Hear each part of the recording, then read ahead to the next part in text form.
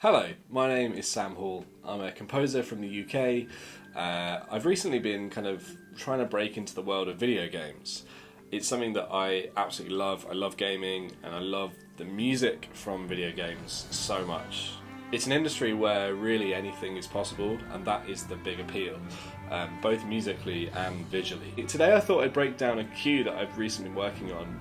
I joined Jason Graves' amazing Composing for Video Games class, which is wrapping up this week, which has been amazing. Jason's such a generous human being, as well as an incredibly talented and varied composer. So it's been really inspiring to listen to him and see examples. Last week we had to write a demo pitch for a futuristic spy game. So I thought I'd play it and I'd break down the cue. You may have seen some of my other videos where I play lots of instruments and try and kind of piece it all together artistically. I just thought this week it wouldn't really work because this is so kind of synth-based. It would just be shots of me playing the keys, which is a bit boring. So let's break down this track and you can let me know what you think.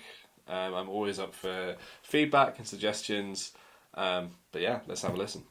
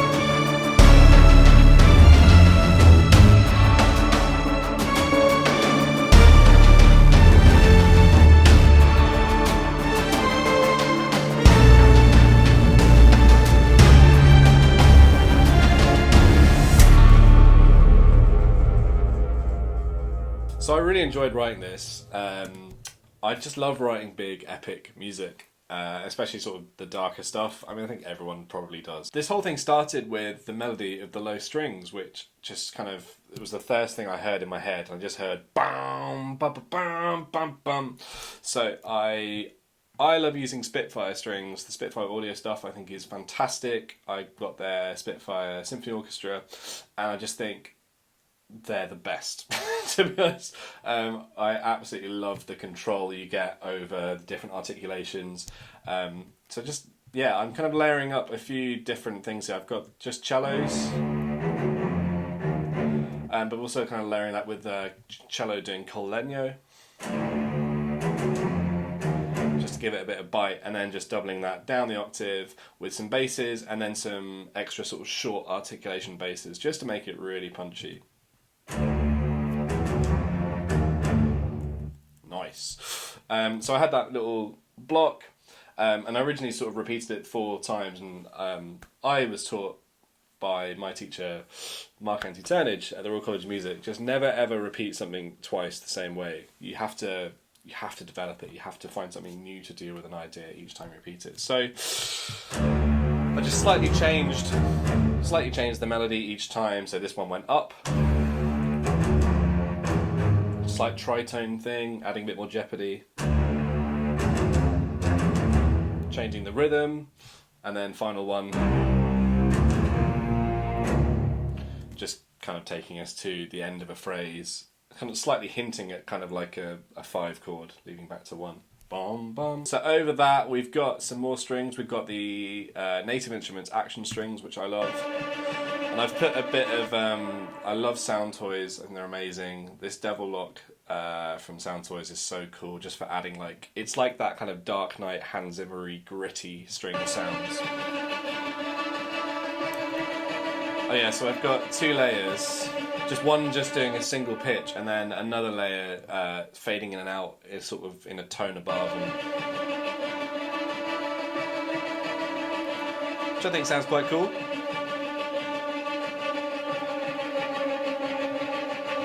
It's very, very Dark Knight. Cheers, Hans. And then I wanted to add Well, I kind of thought about like spy stuff, and I thought about James Bond using their use of brass, that kind of like classic stabby stuff. But the brief that we were given was like not James Bond and not Mission Impossible. But I kind of wanted a way of like sneaking in a bit of that. So I just thought a big sort of fat brass stab would be cool. And then I ended up putting a load of delay on it as well. So you get this sort of thing. It's kind of like electronic-y thing. And then that changes pitch. That's just in octaves. So that's a mixture of, what am I using here? Oh yeah, I do like the Native Instruments brass stuff. I think is really good. And it's mixed with a few Spitfire things as well. I do sometimes like to use a mixture of sound libraries just to make it sound a little bit more real, because you get different players obviously. Then over that we've got some classic Damage percussion, which is such a great tool for just instantly making stuff sound like epic and video gamey. It's kind of like, it feels like cheating really when you use this sort of stuff, because like I did nothing to make that sound cool. Like that's literally just the stock plugin. But like as you can see, I'm in a spare bedroom at the moment. We moved house in January and we have big plans to build a studio in the basement, which is really exciting, and I'm going to hopefully kit it out with all proper stuff and just have all my instruments ready to go. And that's the kind of thing where you could have some metal pipes and some big drums to like sample and hit, but like just within this room it's so tricky to kind of get stuff out. And we've also just had a baby who is like 8 weeks old, so I can't really be hitting loads of crazy stuff all the time. So for now we've got these awesome things. I've got some added like hi-hat stuff as well. This hi-hat, oh yeah, I put a little sort of tremolo on it, so it sort of sounds like that's doubling this like glidey bass synth thing, which is a really nice. It's just using the Logic Retro Synth plugin. Just messed around with some of the settings, and then yeah, we've got tremolator, flanger, and then a decapitator. So let's see what that sounds like without the effects. It sounds like pretty lame, but with all that stuff it starts to sound really cool. Kind of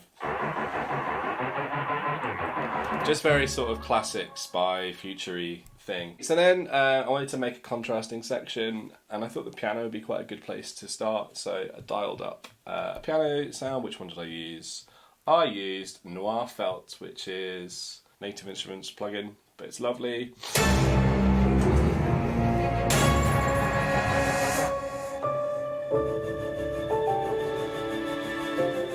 So originally I just had that piano, and it was with some like with these frozen strings from Spitfire, which are one of my like most favourite purchases I've made. They are just awesome. I got it for like in the sale for £23. So I had these like kind of chords and which was nice, but felt a little bit too detached from like the first bit. So I thought about giving it some motion. I found this, again, another like Logic stock plugin, which was this, Future Strings. Just sounds really, it's like kind of fizzy. It's from Alchemy, but just mixed with everything, it kind of just gives it a bit more motion. And then I stuck a high harmonic up the top. So let's just hear what that sounds like. Oh yeah, and we've also got a super low kind of drop Damage, where I've just rolled off all the top end EQ.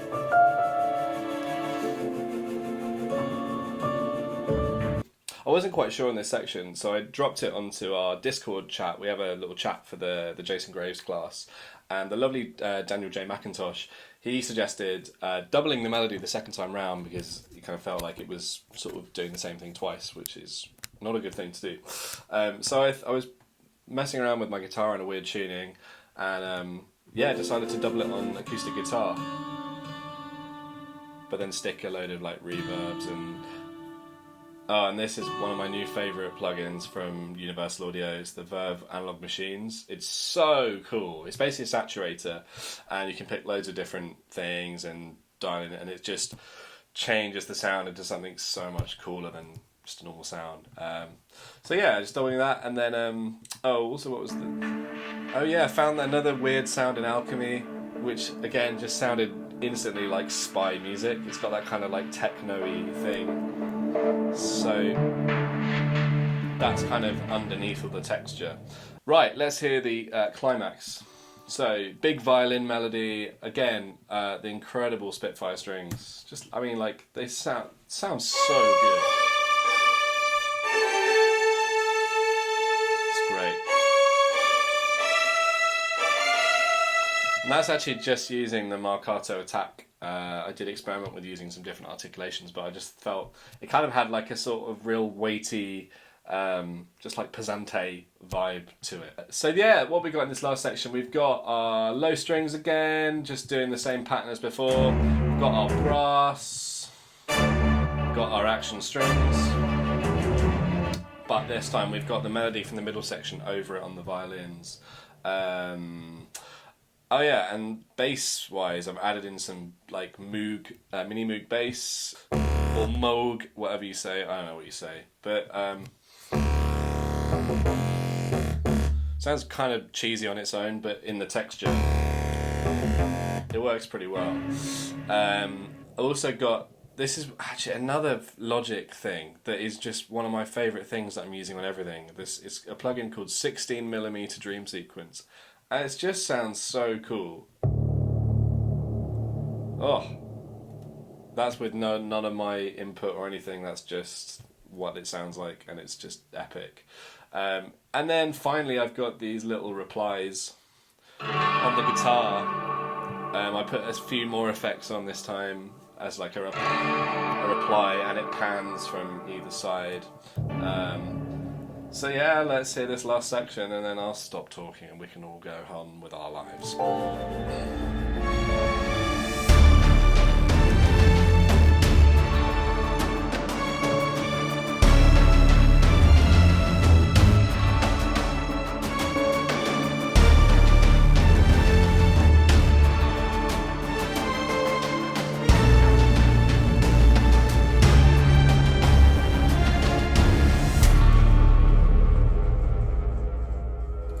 Yeah. I do seem to write a lot of stuff in D. It's such a classic key. I think like, it's also like Hans Zimmer's favourite key. I do sometimes, like, if I'll just write in D, I'll just like transpose it all up, like a semitone, just so I'm not always writing the same thing, but this one turned out just in D. Thanks so much for watching, really appreciate it, and if you don't mind giving us a little like and subscribe, it really helps with the whole algorithm stuff and means that more people can hear my music and stuff. I don't really want to like make this a tutorial channel because I don't really feel qualified to offer out other advice to people.